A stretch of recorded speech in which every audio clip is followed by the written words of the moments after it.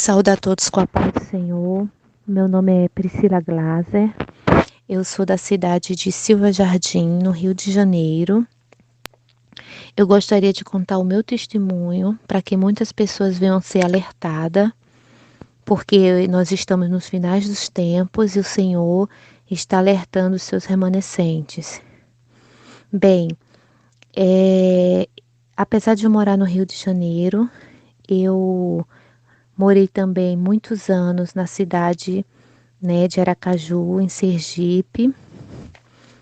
E eu sou de uma família batista, que morei muitos anos em Sergipe. E lá passamos alguns anos nessa igreja e em seguida nós passamos para a Igreja Assembleia de Deus. Essa Igreja Assembleia de Deus era uma igreja muito rígida, não podia cortar cabelo, maquiagem, não podia usar calças, bermudas. Mas como eu era muito jovem, eu não gostava da doutrina e só fazia para obedecer à igreja, ao pastor, para não entrar em disciplina.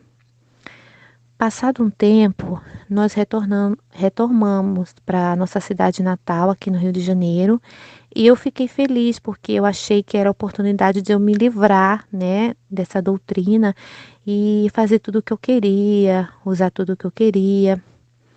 Mas quando eu cheguei aqui, no Rio de Janeiro, eu nós fomos congregar numa Assembleia de Deus e, para minha surpresa, as Assembleias de Deus, elas eram liberais.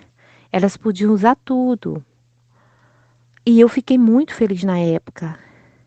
Comprei muitas calças, bermudas, maquiagem, muitas bijuterias, cortava o cabelo e estava muito feliz.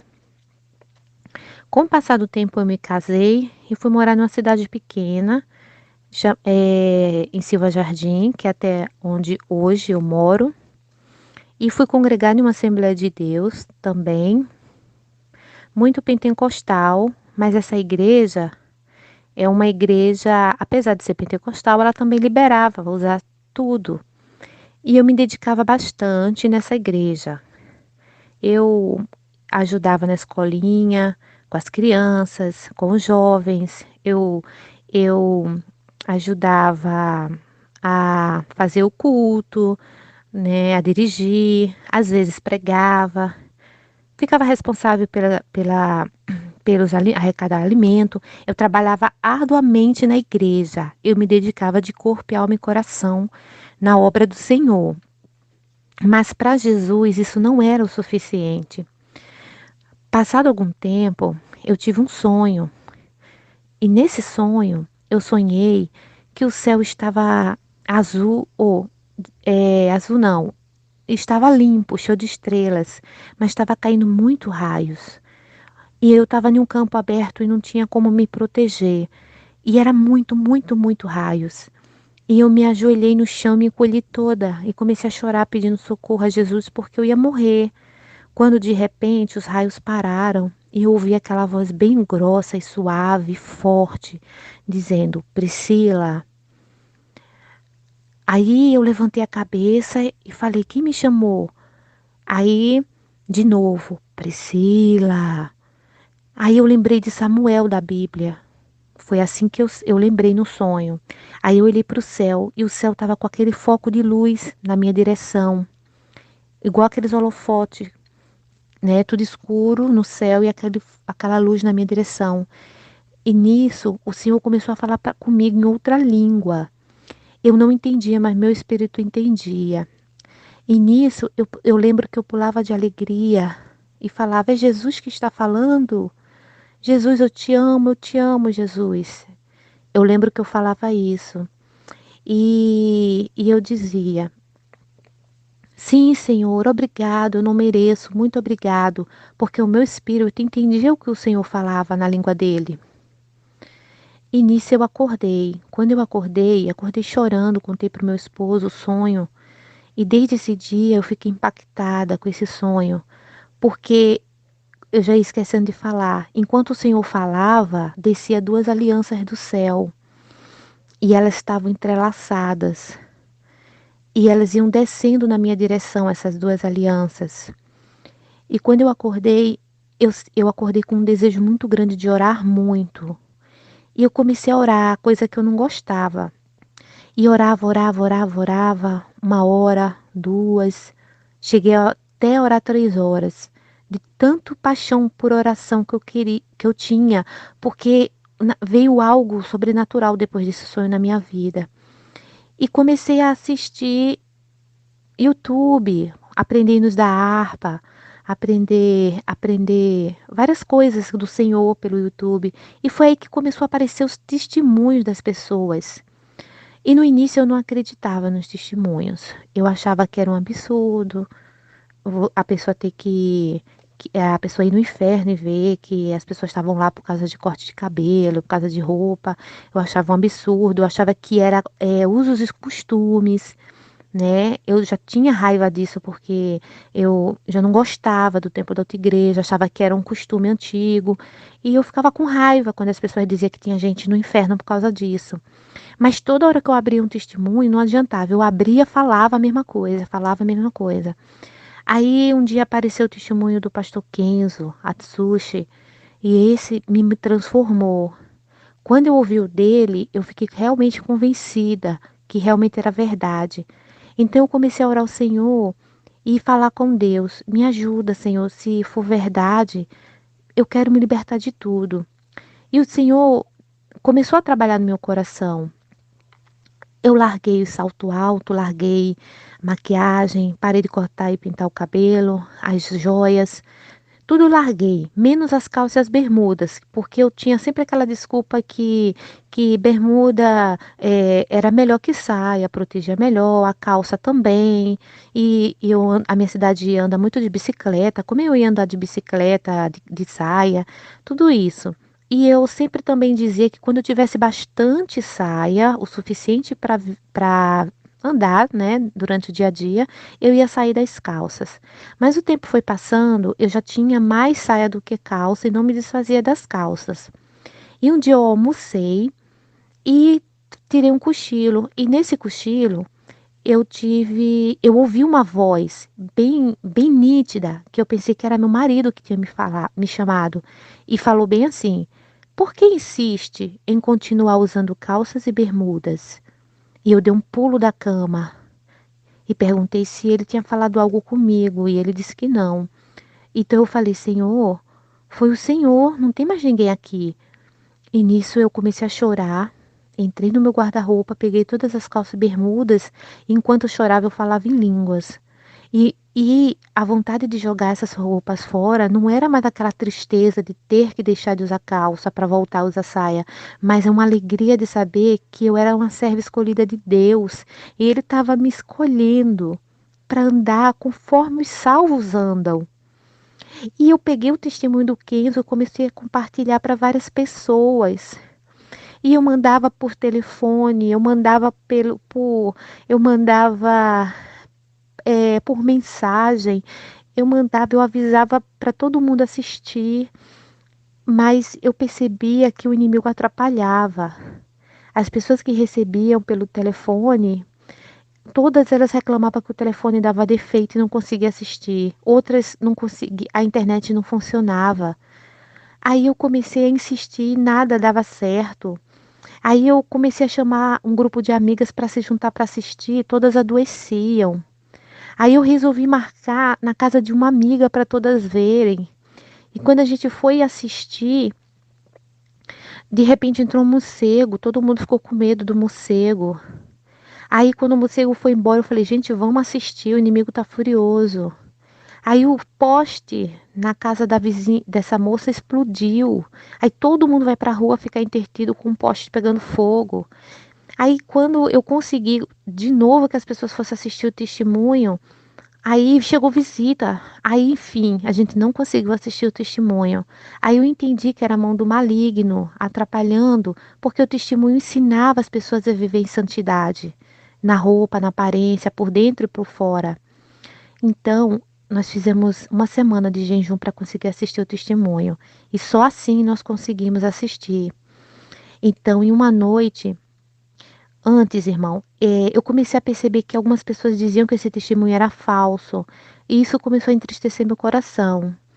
E uma noite eu orei, eu estava muito cansada, e orei ao Senhor perguntando que se fosse mesmo verdadeiro, que ele falasse comigo, mas se fosse falso, que ele também me falasse, porque eu não queria passar mentira para o próximo.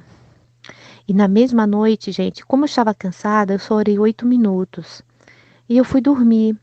Quando eu fui dormir, o demônio apareceu para mim em sonho. E no sonho, ele me deu um tapa na minha cara, com tanta força que eu rodei igual um peão. E nisso, ele botou a mão no meu coração e começou a esmagar meu coração. E a dor foi a pior dor do mundo. Nunca na minha vida eu senti uma dor tão grande como eu senti quando ele apertou meu coração. Doeu tanto, irmãos, que eu me abaixei no sonho e caí no chão. Aí ele ia me pisar, me esmagar. Foi aí que eu clamei o sangue de Jesus e ele, como tivesse tomado um choque, ele puxou a mão dele. E aí um anjo com uma espada prata apareceu e ficou entre mim e o demônio. E o anjo falou: se acalme, a partir de agora ele não pode mais tocar em você. E aí o demônio falou para mim: você é uma maldita e eu estou com muito ódio de você porque você está compartilhando os testemunhos de Pastor Quezo. Ai de você se você continuar. E nisso eu acordei e passei o dia todo com essa dor no peito.